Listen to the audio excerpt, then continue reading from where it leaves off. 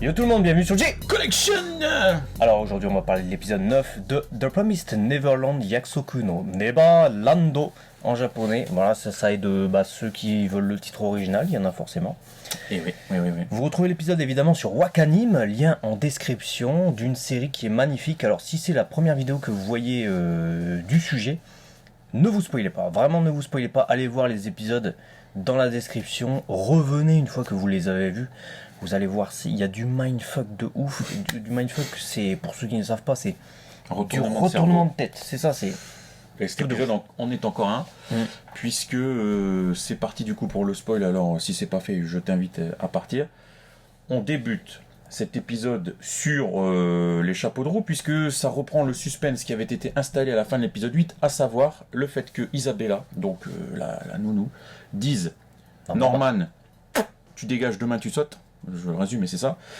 Elle a pété net la jambe d'Emma. Ray fait plus équipe du tout avec Isabella. Et donc on a Dawn et Gilda qui ont aussi été pistés comme faisant partie des 5 à vouloir gérer une évasion. Donc déjà, ça s'était fini sur ça et ça reprend donc sur ces mêmes choses où Ray s'interroge sur l'état d'Emma et Isabella toute fraîche fait il n'y a pas de problème, je l'ai cassé net sa jambe, elle en aura pour 1 ou 2 mois, il n'y aura pas de séquelles, t'en fais pas. Norman, tu me ramèneras donc le sac demain. Au calme la meuf, tu te dis mais c'est pas possible, c'est un cauchemar. C'est un cauchemar parce que tu comprends que l'évasion est compromise, ils devaient s'échapper là. Elle compromet leur plan puisque la jambe d'Emma étant pétée et qu'il lui faut 1 ou 2 mois. 2 mois plus à mon avis de convalescence pour pouvoir remarcher à nouveau. Surtout pour courir, t'as vu. Ça va être compliqué, il faut se sauver un peu, sachant que Norman a été annoncé comme devant partir demain et que Ray, je crois qu'il lui reste 2 mois avant son anniversaire justement. Parce qu'elle lui précise bien ça. Elle lui fait c'est bien, elle sera pile remis pour ton anniversaire. C'est bien. C'est bien pour bien faire comprendre le prochain c'est toi. Donc voilà, l'épisode débute fortement, opening, et c'est donc le moment des retrouvailles après-guerre, j'ai envie de dire, pour Emma, Ray et Norman, puis il faut trouver une solution. Là, il faut trouver une solution, donc on a un plan qui débute sur Norman qui va donc rejoindre Emma, qui dormait, qui était à mon avis... alitée, oui, puisqu'elle était un peu... elle a vécu une grosse émotion, quoi. Et là, donc, beaucoup d'émotions, pour tout cas de le dire, beaucoup d'émotions, puisque Emma se met à pleurer tout de suite parce qu'elle prend conscience que, à mon avis, ce qu'elle a vécu, c'était pas un cauchemar, et que ce Norman, il va disparaître. Et Norman essaye de rester le plus... de maîtriser le plus possible ses émotions. Tu le vois, le gars, il essaye de... Voilà.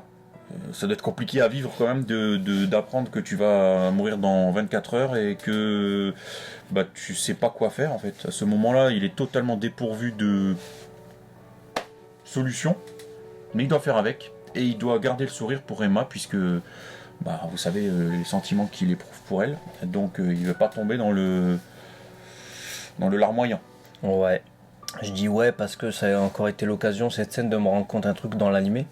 Je pense que c'est un désir de la réalisation depuis le tout début de la série animée d'avoir un point de vue différent du manga. Comme c'est une adaptation, vous savez, les adaptations, généralement le propre d'une adaptation c'est d'adapter, c'est de ne pas calquer le manga. Si tu singes le manga, laisse le manga, fais pas une adaptation, tu vois. Donc du coup je pense que leur désir au studio d'animation avec cette adaptation, c'est de proposer une vision différente. Peut-être la vision spectateur, ou peut-être une vision où tu serais inclus, toi, dans le trio. Norman, Ray, Emma. Parce que dans le manga, c'est différent. T'es le lecteur, mais t'es omniscient, en fait, dans le manga. C'est-à-dire que toutes les répliques qui sont dites dans leur tête, tu les as. Et là, plein de fois dans ces épisodes, et je l'ai dit de toute façon pour l'épisode précédent, et également pour cette scène-là qui concernait Norman, en fait, il parle dans sa tête et tu sais ce qu'il ressent à ce moment-là, tu vois. En regardant l'animé, tu sais pas. tu comprends, tu le déduis en fait. Tu as une position de troisième personne où tu dois déduire toi-même en fait. Et tu dis, ah d'accord, putain, en fait, il se sent comme ça, finalement, il prend sur lui et tout. Dans le manga, tu as la réponse directement parce que tu es dans sa tête aussi. Tu es dans la tête de tous les personnages dans le manga. À part Isabella. C'est l'avantage. J'ai pas eu le temps, on était à la Médinazia, j'ai pas eu le temps de lire. J'ai commencé à rattraper le retard, mais pas le temps. Mais je pense que je le ferai avant l'épisode final, parce que j'aimerais bien que. Mais fais-le avant le prochain. Hein. Parce que là, on est dans le tome 4 et le tome 4, c'est. Ouais, c'est pour ça. Déjà, cet épisode, ça va. Je pense que ça va, mais pour le prochain, tu me l'avais conseillé, je le ferai. Mais donc pour reprendre sur Norman, il coupe un petit peu court à la discussion qu'il a avec Emma, qui essaye de lui dire non mais on va pas t'abandonner, il n'y a pas moyen, il faut que machin. Il fait je vais chercher de l'eau. Il va chercher de l'eau. Il a soif et c'est surtout parce que je pense qu'il commençait à perdre le contrôle de lui-même. Alors là on a un plan sublime, la réalisation j'adore, quand on le suit comme ça dans le couloir, tu sais pas ce qu'il va voir, tu sais pas sur quoi il va tomber. Encore une fois on joue sur le... Est-ce que il va tomber nez à nez avec un autre danger? Est-ce que c'est juste pour mettre quelque chose de pesant comme ce qu'il ressent, tu vois, à ce moment-là? Je sais, en tout cas c'est super bien fait. Et du coup là on le voit en PLS total quand il verse de l'eau, parce qu'il perd le verre, tu sens que là il perd contrôle. C'est bien réalisé parce que t'es perdu en fait, tu le suis. À la fois, moi, quand j'ai vu ce plan, je me suis posé deux questions. Je me suis dit, on le suit, pourquoi ils veulent nous insérer ce plan? Je me suis dit totalement inutile, en fait, finalement, parce que tu le suis, c'est super lent, donc ça ralentit le rythme après avoir eu une discussion, et avant une autre discussion, du coup. Et tu suis Norman jusqu'au truc, et toutes les répliques qu'il est censé se dire dans sa tête, elles ne sont pas là. Donc je me suis dit, pourquoi? C'est quoi le but d'amener un truc différent qu'il n'y a pas dans le manga et de pas mettre ce qu'il y a dans le manga, tu vois. Mais en fait je pense que la proposition c'est justement ça, c'est de suivre Norman et toujours dans cette position de spectateur, se faire sa propre interprétation et ne pas avoir la réponse et être dans l'attente, qu'est-ce qui va se passer, qu'est-ce qu'il va faire, tu vois. Et c'est là au moment où il s'écroule et tu dis ah ouais putain en fait le mec il prend sur lui mais il est pas du tout rassuré, ouais, il sait bien que demain il va partir, tu te dis du coup ouais, il sait pas quoi faire, en plus elle a la jambe pétée et tout. Et donc c'est une proposition en fait, c'est vraiment une proposition différente. C'est une proposition différente, d'autant que tu vois, pour éponger un petit peu toute cette tension qu'il y a à ce moment-là, on est vite quand même rattrapé par la réalisation qui nous fait un parallèle avec les réactions et réflexions, pour pas faire un écho à notre format sur DB Times, mais de ce qu'il y a dans la tête de Ray qui s'exprime en disant il n'y a pas moyen, il est hors de question qu'on laisse Norman... C'est extrêmement intéressant puisque au tout début on se souvient qu'il y avait cet échange entre Ray et Norman où Ray avait trahi un peu le duo en leur cachant qu'il était la taupe. Et là on a un peu le truc inverse puisque lors de la proposition on se souvient que Ray avait dit ouais, de toute façon vous êtes obligé de travailler avec moi sinon je vous la fais à l'envers. Et là on voit qu'il veut pas du tout leur faire à l'envers, il est avec eux et depuis le début son but c'est de les sauver eux deux avec lui, tu vois. Donc voilà, tu vois que Ray est l'un des plus convaincus aussi. Et Emma a une réponse extrêmement, intelligente. Tu vois, elle sort ça comme ça. Ils se disent, tu viens avec nous, lui il refuse. Et Emma dit, ce qu'on n'a qu'à faire, de toute manière, puisqu'ils veulent nous envoyer plus tôt, si jamais Norman, toi tu disparais, certes, ils vont en choisir un plus tôt. Ça sera Ray. Du coup, elle en déduit que ça sera Ray parce qu'elle est déjà alitée. Ray a se casser quelque chose. Comme moi. Il faut préciser qu'effectivement, l'idée qu'ils avaient, c'était de dire à Norman casse-toi avant demain. Tu te barres, tu te barres. Mais la réalité des choses, c'est qu'il va pas vraiment se casser, c'est qu'il doit se cacher dans la forêt. Eux, ils vont l'approvisionner en nourriture et pendant ce temps-là, ils continuent à faire le plan pour l'évasion, la véritable. Et ils désactivent également la puce grâce à l'engin que Ray a réussi à fabriquer, grâce à tous les objets qu'il a récupérés de Mama, l'appareil photo, le flash, toutes les conneries, les gadgets, une boîte de conserve, on voit également, ou je sais pas quoi, une boîte de bonbons. Norman doit utiliser ça et du coup ils se sont dit, parce qu'ils sont intelligents, c'est des génies les trois, faut pas oublier, que si Norman n'est pas là, ils vont s'énerver, ils vont en livrer un des deux. Pour ça sera tenter les monstres. Et ça sera forcément Ray, puisque Emma est blessée, donc ça abîme un peu la qualité du produit pour eux du coup. Et là, Emma a cette idée de dire qu'il faudrait justement abîmer Ray. Ou un rhume, ça suffirait. Et dans le manga, c'est différent, encore une fois, parce que c'est Norman qui pense au truc avant. Norman, et là dans sa tête il est en train de se... En fait, quand il revient dans la chambre et qu'il leur dit non je suis désolé je veux pas, etc. Et que les autres ils essayent de le convaincre, t'as Norman qui est là dans sa tête en fait en panique. Parce qu'au moment où il va chercher son verre d'eau, il s'écroule et il dit en fait je veux vivre. Voilà, dans le manga il fait putain je m'en suis pas rendu compte jusqu'ici mais je veux vivre, je veux pas mourir. Et c'est pour ça qu'on le voit en PLS, il le dit pas du tout dans l'animé. Et du coup quand il rentre et qu'il a tout son plan en tête, il fait putain comment on peut faire, mais je peux pas venir de toute manière, c'est mort, mais zut si j'accepte leur plan de me cacher dans la forêt, ouais, c'est mort aussi parce qu'ils vont en prendre un des deux et tout, c'est foutu, je veux pas qu'il y ait un des deux qui se fasse sacrifier par ma faute, sauf si, et là t'as Emma qui sort, bah on a qu'à serrer, Ray il a qu'à se péter quelque chose, comme ça que ça se passe dans le manga. Dans l'anime t'es pas dans la tête de Norman, donc t'as juste c'est là où tu vois c'est intéressant d'avoir cette double vision parce que on met en avant en fait le génie aussi de Norman dans le manga, puisque finalement tu sais, tout tu comprends. Du long, Norman et tout son génie, toute son intelligence, tout sur les derniers épisodes. Et c'est juste le truc qui me manque parce que je trouve l'animé vraiment formidable. Et la proposition aussi de nous avoir en tant que quatrième personne et ne pas savoir ce qui va se passer et réfléchir en même temps est très bien aussi. Et puis la réalisation de l'animé est incroyable. On se croirait dans un vrai thriller, quoi, psychologique, cauchemardesque. Mais le manga rend mieux compte de l'intelligence des trois protagonistes parce que t'es dans leur tête et tu te rends compte qu'ils réfléchissent comme c'est des cerveaux de ouf en fait. Alors que là en fait t'as l'impression qu'ils se complètent, c'est-à-dire que Norman n'avait pas pensé à quelque chose, c'est Emma qui pense à ça et après c'est Ray, alors que finalement dans le manga, dans ce que tu me dis, on ressent que Norman en fait il pense tout ce qu'elle va dire, il l'a dans sa tête et il y a vraiment une symbiose entre eux trois. Donc effectivement elle propose ça, du coup, avec insistance. Après insistance, Norman dit oui. Ouais, après insistance, ouais, Norman finit par céder aussi parce qu'il voit l'amour quelque part que lui portent Ray et Emma également. Donc voilà, ça se termine sur ça et ça se termine sur le fait que demain en gros il doit se barrer. Donc on a les adieux un peu avec Isabella, Norman qui est présenté en disant bonne nouvelle, Norman va rejoindre une famille, et t'as tout le monde tous les gosses qui font c'est précipité, t'as tous ceux qui chialent, tous les machins, etc. Ils sont voilà.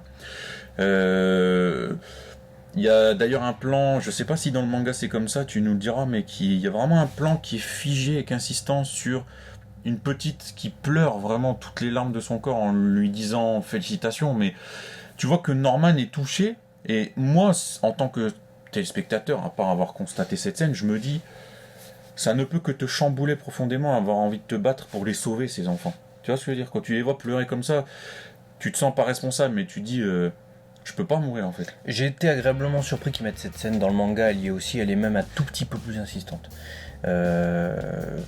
C'est très bien, c'est bien qu'ils aient mis ça. Voilà. Et il y a aussi toutes les réactions de tous les personnages, regardez-les. Voilà.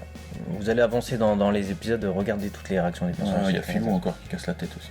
Parce qu'à un moment donné, il y a Isabella. Je sais pas que j'en ai pour Philou. Hein. Bah là, t'en as pour Philou, hein, mais c'est pas du tout ça, mais tu verras. Mais il y a un truc. Parce qu'à un moment donné, même Isabella, en fait, elle s'arrête sur le Philou dans un des plans. C'est bizarre. Je sais pourquoi. Ouais, je me suis posé la question aussi. Il y a un truc qui est perturbant avec Philou. J'en sais rien. Il dit c'est ce que ce soit son gosse et que finalement, elle réagit avec lui différemment parce que elle fait style de rien. Je sais pas, mais il y a un truc bizarre. Peut-être. Donc voilà, c'est tout. Tu vois que les 5 entre guillemets plus âgés essayent de garder la face, à part Emma qui est alité. Don et Gilda, zéro maîtrise de l'émotion. Zéro, ils sont comme ça, etc. Et Isabella les regarde comme ça. Ouais, c'est ça. Façon, et t'as Ray qui est... Lui par contre il montre bien qu'il est vénère. Il le cache pas, mais il montre bien qu'il est vénère. Attention, maintenant qu'ils sont découverts... c'est ça, de toute façon ils savent très bien où Norman est censé être emmené, Isabella sait qu'ils savent, donc voilà. Et on a donc le lendemain la course de Norman dans la forêt, tu te dis ça y est, il va s'enfuir. Pour préparer son évasion. Voilà, donc là tu as la tension qui monte, t'as tout le monde qui est en suspense et tout. Il utilise la corde, tant attendu, on le voit même sortir le machin, le faux taser, enfin le truc, c'est pas un taser parce que ça tasse pas, mais pour désactiver la puce. Et je m'étais même dit comment il va faire tout seul avec la corde. Et en fait, il attend au maximum et il se la joue marcher sur le truc.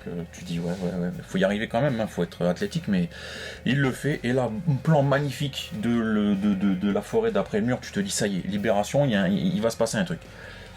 Et là, on revient, donc, côté ferme, où tu penses que... Isabella elle est là avec son traceur. On dit, bah merde, Norman n'est pas rentré, et tout, il se passe quoi, machin. Donc normalement, ce qui est censé se passer, c'est qu'Isabella ne voit pas Norman, il rentre pas, et en plus il apparaît pas sur son traceur, il doit avoir désactivé le truc. Et là, du coup on est sous tension. Et là, sourire. Bah avant on est sous tension. Avant une grosse tension de fou malade. Pendant, allez, 25 secondes on est comme ça. Ah, t'es pas bien, tu vois l'épisode, tu dis putain, est-ce qu'il s'enfuit, Et là tu la vois sourire, elle se retourne et Norman arrive. Donc tu comprends qu'elle a vu ou qu'elle a prévu, en tout cas elle l'a peut-être vu sur son traceur, ça voudrait dire qu'il l'a pas désactivé, que Norman est de retour et qu'elle a pas à aller le chercher. Et là il revient et t'as Emma, t'as Ray, tous les autres ils s'effondrent, ils comprennent pas. Ils disent c'est quoi le dos. Bah, il va être livré là maintenant. Maintenant tu comprends pourquoi elle a le sourire, et qu'elle s'en inquiétait pas plus que ça, puisque finalement elle-même a tenté de s'échapper, on l'a vu lors du dernier épisode par Grand-Ma, et elle a donc constaté ce qui s'est passé. Et là vous nous dites, dis-le, bah oui, il y a un gouffre. Voilà. Tu peux même pas sauter, tu vois, je sais pas, forcément, tu dis, si t'as vu l'épisode d'avant, tu dis, d'accord, ok, donc Grand-Ma l'a récupéré facilement, Isabella, parce que s'il y a un gouffre juste derrière le mur, effectivement, tu peux pas sauter. C'est compromis, quoi. Tu peux, mais je suis pas sûr que tu vives. Tu meurs un peu. Ouais.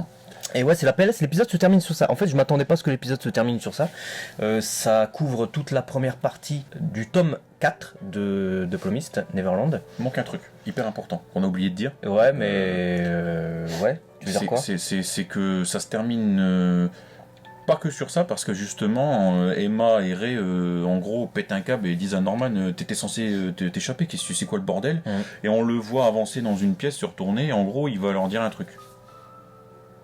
Et après, on le voit ouvrir le... Ah non, c'est au préalable, ça. Attends, je suis en train de mélanger. Ça, on le sait 1000 ans avant, ça. C'est avant qu'il soit livré, il ouvre le tiroir. C'est ça, avant qu'il s'enfuit, on ouvre le tiroir. Et il découvre le stylo de Cronet, avec une lettre apparemment. Et donc ça se termine sur le plan où il dit, en gros, qu'il y a... qu'il y a un gouffre. Qu'il y a un gouffre, voilà. Voilà, donc il y a un gouffre. C'est la misère, c'est la merde. Donc ça couvre, comme tu dis... dans mon estomac. Il y a un gouffre aussi. Donc comme tu dis, voilà, couvre une grosse partie, enfin une partie du tome 4. Pas une grosse partie, une petite partie du tome 4. Ça me permettra du coup de rattraper ça. Et dites-nous, vous, dans les commentaires, comment vous avez vécu cet épisode. Est-ce que vous étiez... PLS, pas PLS, en tension, pas de spoil s'il vous plaît pour ceux qui sont... Par rapport à l'avancée des tomes et tout ça, où j'ai vu que à peu près 2 épisodes couvraient un tome dernièrement, je pensais qu'on allait un peu plus loin en fait. Et bah je suis content en fait que ça couvre voilà, finalement une infime partie du tome 4 qui est vraiment un tome exceptionnel. Donc du coup j'attends avec grande impatience les 2 prochains épisodes, parce que je pense que le tome 4, vu tout ce qui reste, sera adapté en 2 épisodes, ce qui laisse du coup le champ des possibles pour cette adaptation. Dites-nous ce que vous avez pensé de l'épisode effectivement. Et aussi, si vous kiffez The Promised Neverland, que vous trouvez que c'est un truc de malade, partagez cette vidéo, vraiment partagez cette vidéo, il faut faire connaître cette œuvre. Je trouve qu'elle est injustement méconnue. Ça mérite d'être beaucoup plus connu que ça. On en est à je sais pas combien de tomes en manga déjà. Il y a au moins 7 tomes en France, je crois. 6-7 tomes. C'est déjà beaucoup. Et l'animé là avance bien. Ça a un succès vraiment raisonnable, mais c'est pas connu de ouf malade. Tu vois, je vois pas tout le monde faire The Promised. Ça devrait. Honnêtement, ça devrait. Parce que de toute façon, ce qui risque d'arriver, c'est que si le succès de l'animé n'est pas au rendez-vous, ou du moins ce qu'il mérite, je sais pas si la suite elle va être adaptée ou pas. Alors que c'est extraordinaire, tu vois. Si c'est pour avoir que la moitié, je sais pas quand sera la fin de The Promised Neverland, mais si c'est pour aller que jusqu'au tome 5, 6, 7, je sais pas où s'arrêtera l'animé de la saison 1. Bah moi je le sais, mais on va pas le dire. On va pas le dire. Mais je le sais aussi, mais je voulais faire croire qu'on le savait pas. Donc en fait tu fais semblant, t'es en train de faire semblant avec nous. Parce qu'on peut pas dire, on est soumis au secret professionnel. Tu fais semblant avec nous. D'accord, je retiens, fais gaffe. Mais partagez vraiment, faut vraiment faire connaître The Promised. Et à très vite du coup sur G-Connection vidéo demain. Ça c'est ciao. M'entendez?